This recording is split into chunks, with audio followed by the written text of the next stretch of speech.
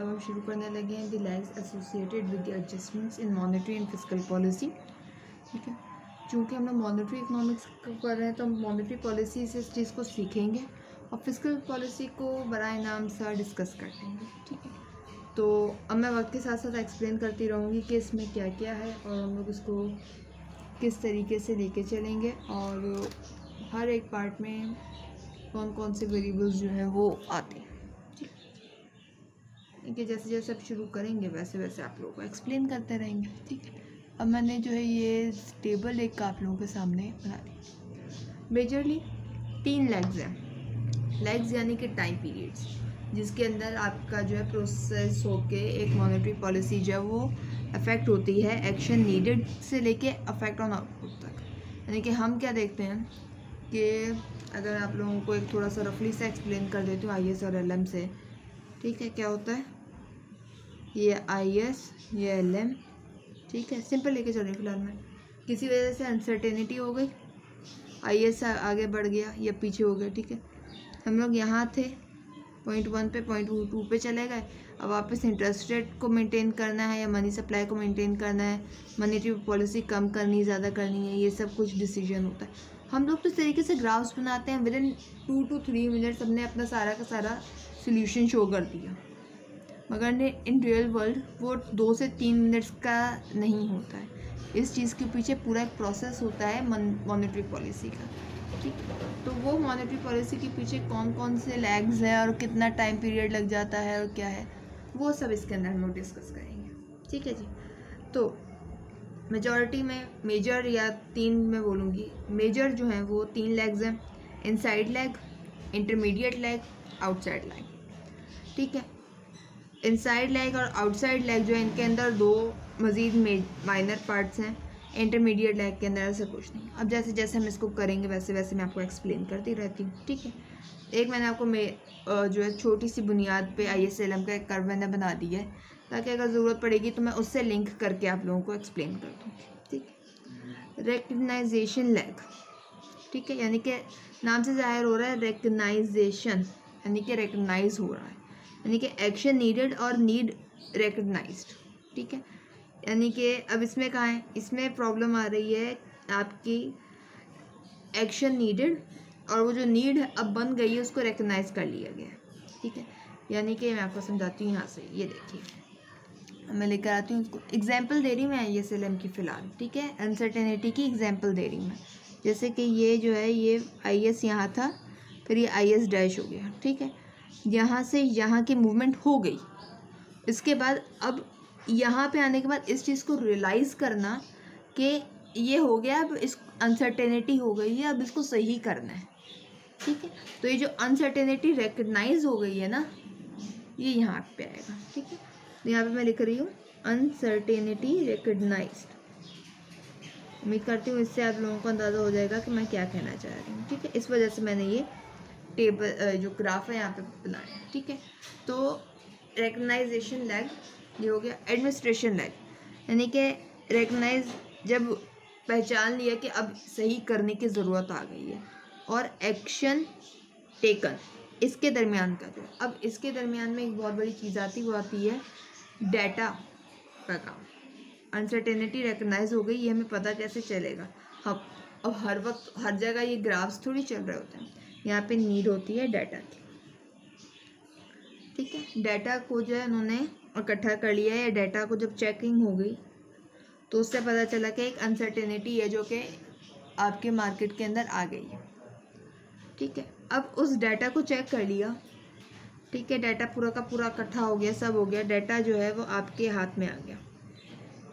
अब इस हाथ में आए डाटा को देख के अब आपने ये रिकग्नाइज करना है कि आपको आगे मॉनेटरी पॉलिसी लगानी है या फिस्कल पॉलिसी लगानी है। ठीक है, जब आपने लगा लिया, चलो डिसाइड हो गया, आपने monetary policy is the best better option, money supply को बढ़ाना है या कम करना है, जो भी डिसीजन है। ठीक है, अब ये डिसाइड हो गया मॉनेटरी पॉलिसी कितने रेट्स से बन रही है, क्या है, यानी कि टूल्स कौन से लगेंगे वो भी डिसाइड हो गया, सब हो गया।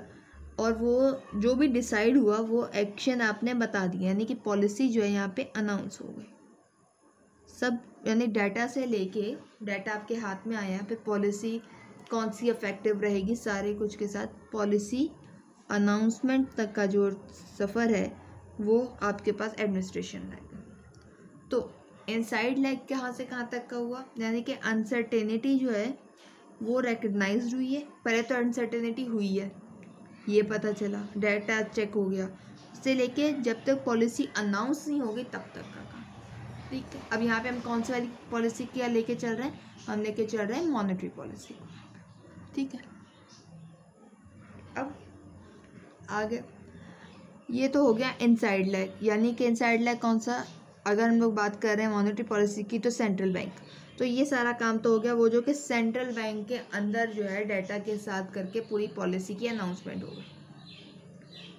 अब आएगा इंटरमीडिएट लेग। इंटरमीडिएट लेग, अब इंटरमीडिएट लेग एंड और आउटसाइड लेग, यही तो लेग रहेगा।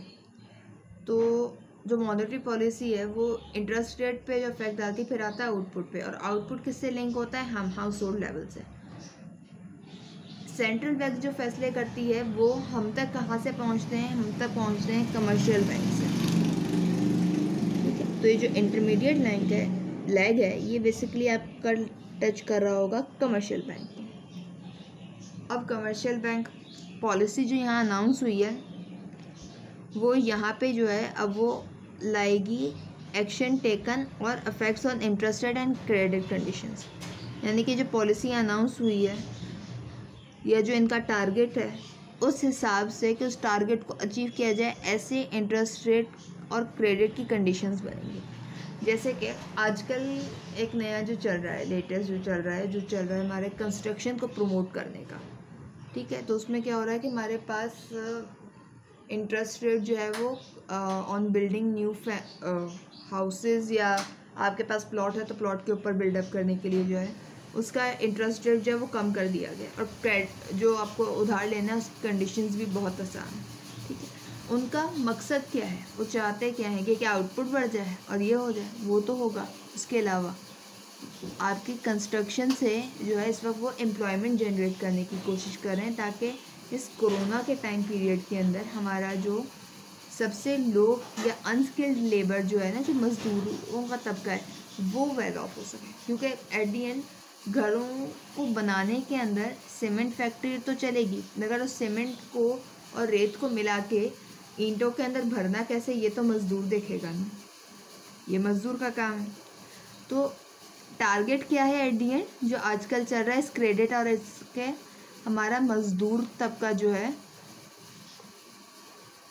वो उठ सके। ठीक है, मज़दूर तबका जो है वो इस क्या कह सकती हूँ, वो जो गुर्बत है उसका शिकार ना हो जाए।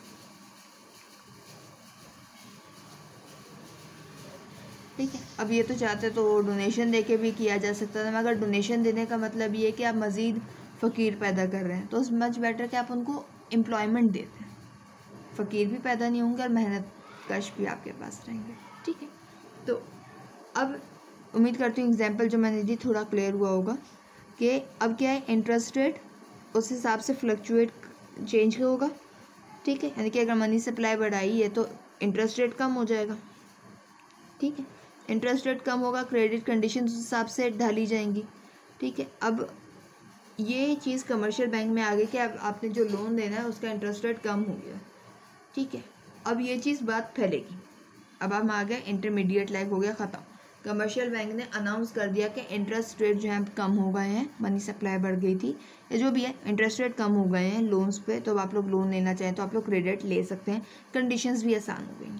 ठीक है, अब हम लोग आ गए इंटरमीडिएट लेग से आउटसाइड लेग। लोन्स लेना किसने, हम हाउस होल्ड के लोगों ने। ठीक है, अब आएगा डिसीजन का लेग। आउटसाइड लेग के अंदर आते हैं दो लेग।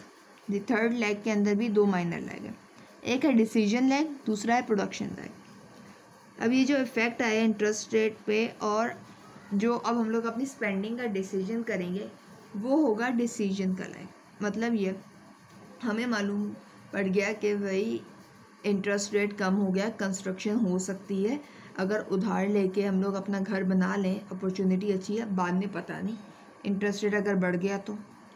हमने सारी चीज़ें चेक कर ली, सब चेक कर ली, हर जगह से इन्फॉर्मेशन निकलवा ली, बैंक से कहाँ कहाँ से इन्फॉर्मेशन निकलवा सकते थे, मार्कअप कितना है क्या है सब कुछ, ठीक है।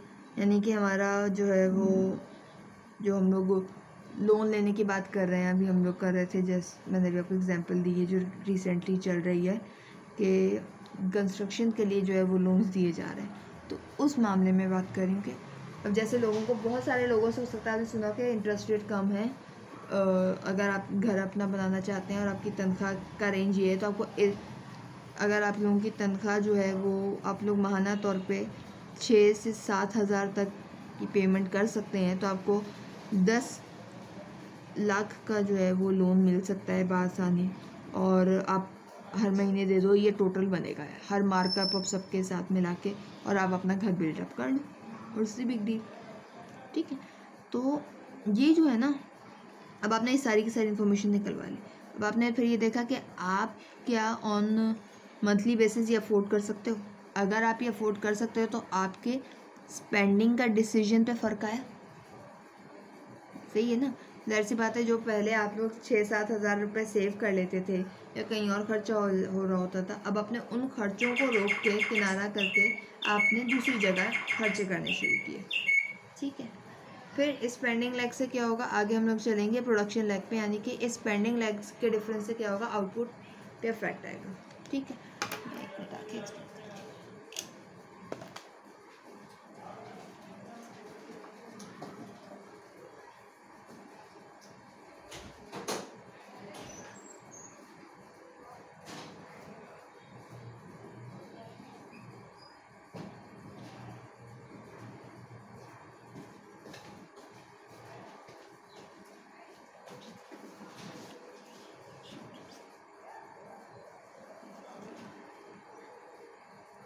ठीक है जी, अच्छा सॉरी फॉर दैट। अच्छा, मैं कह रही थी कि जब आपने, चले अब आपने ये कर लिया कि ये हो सकता है, अगर मैनेज हो सकता है तो उसके आगे भी चलते हैं, ठीक है। आपने मैनेज कर लिया, आपने अपना कोई खर्चा था जिसको फ़िलहाल चंद साल के लिए साइड पे कर सकते थे, आपने वो साइड पे कर दिया, और अब आपने उसको प्रोड्यूस, अब आपने लोन ले लिया। अब आप लोन लेने के बाद क्या होगा, लोन के लिए अप्लाई हो गया, लोन ले लिया आपने, घर जगह देख ली, सब हो गया। अब मज़दूर हायर हुए, मज़दूर लगाए काम पे, मज़दूर लगाने का मतलब ये कि एम्प्लॉयमेंट बढ़ गई, एम्प्लॉयमेंट बढ़ गई यानी कि आपका आउटपुट राइज हो गया इकॉनमी के अंदर। तो ये जो एक्शन नीडेड से लेके, फिर इधर कर देती हूँ, ये एक्शन नीडेड से लेके एम्प्लॉयमेंट का बढ़ना और आउटपुट का बढ़ना, यानी कि आपका आउटपुट का बढ़ना क्या होगा, यानी कि जीडीपी का बढ़ना, जो कि मैक्रो इकोनॉमिक वेरिएबल होता है हमारा, जिसकी ग्रोथ हम लोग चाहते हैं हर बार। अगर वो जीडीपी बढ़ गया तो हम अपने काम में सक्सेसफुल हो गए। मगर अब देखिए, ये जो है डाटा इकट्ठा करना, फिर उसको प्रोड्यूस करना और सारा मार्केट में जाना, यानी कि अब कुछ नहीं, अब ये सोच लें कि लोन को वेरीफाई करके लोन लेने में ही कितना टाइम लग जाता है, तो ये सब कितना टाइम लगेगा, ठीक है। ये तो मैंने आपको बता दिया मॉनेटरी पॉलिसी का। अब मैं फिस्कल पॉलिसी का सिर्फ और सिर्फ छोटी छोटी चीज़ें बताऊँगी, यानी कि जब हम लोग पढ़ी मॉनेटरी इकोनॉमिक्स रहे तो हम फिस्कल पॉलिसी पे इतना खास फोकस नहीं करेंगे, ठीक है। होता तकरीबन यही है, आपने डिसाइड किया कर लिया कि कौन सा जो है वो सही है और कौन सा नहीं है, ठीक है। अच्छा जी, under monetary policy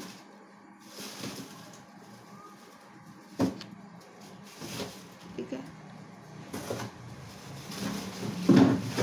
inside line is shorter, monetary policy की बात करें, इनसाइड लैग जो है वो छोटा होता है, ठीक है। इंटरमीडिएट लैग थोड़ा बड़ा होता है, ठीक है। यानी कि अगर मैं आप लोगों को इसकी बात बताऊँ, जो ये कंस्ट्रक्शन और ये वाला चीज़ हम देख रहे हैं आजकल जो आ रहा है, ये काफ़ी टाइम से, मैं 3-4 महीने पहले से इस चीज़ को सुन रही हूँ जो अनाउंस हुआ था, मगर अब तक आपको बैंक से कोई ख़ास परफेक्ट किस्म की न्यूज़ नहीं मिल रही है इसके बारे में। हर बैंक अपनी ही बात कर रहा है, कोई भी जो है वो परफेक्ट बात नहीं कर रहा, ठीक है। ये मॉनेटरी पॉलिसी के लिए। अंडर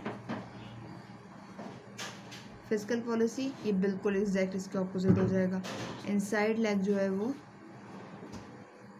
लंबा हो जाएगा। चला लंबी पे आ जाए। ठीक है, ठीक है। आ जाओ। इंटरमीडिएट लेग जो है वो शॉर्टर होगा। चलो तुसी, ठीक है। और चलो तुसी चलो। आउटसाइड लेग जो है वो भी शॉर्टर होगा। ठीक है। तो अब आपको जो है ये जो छोटी सी डिटेल्स दी है ना, ये आपको याद रखनी पड़ेगी। ये अच्छा, इनसाइड लेग का एक और चीज़ है फिस्कल पॉलिसी के अंदर के आपका जो एडमिनिस्ट्रेशन लेग होता है वो छोटा होता है। Let me check this thing first कि ये है या नहीं है, क्योंकि ये लिखा था पॉइंट्स में मैंने ये। हाँ, अंडर फिस्कल पॉलिसी जो एडमिनिस्ट्रेशन लेग होता है ना, इनसाइड लेग के अंदर जो होता है, ठीक है, वो सेम होता है एज मॉनेटरी पॉलिसी। मगर अभी मैंने यहाँ पे आपको बताया कि इनसाइड लेग और आउटसाइड लेग में कितना फ़र्क आ रहा है फिस्कल और मॉनेटरी। यानी कि अगर एडमिनिस्ट्रेशन लेग जो है वो बिल्कुल सेम है, तो जो इसका दूसरा लेग था, यानी कि इसका दूसरा लेग आपके पास एडमिनिस्ट्रेशन के अलावा कौन सा था, रिकग्नाइजेशन लेग, जो इसका पहले वाला था। ये इस चीज़ को रिकग्नाइज करना कि अब आपको करना क्या है, वो डाटा इकट्ठा करना, वो जो है वो लॉन्गर होता है देन एमपी इन फिस्कल पॉलिसी। ठीक है। तो ये पॉइंट भी है जो आपको याद रखना चाहिए, बेटर रहेगा। ठीक है। अच्छा जी, उम्मीद करती हूँ ये चीज़ क्लियर हो गई होगी, और कोई कन्फ्यूजन होगी तो आप लोग पूछ लेंगे। ठीक है जी।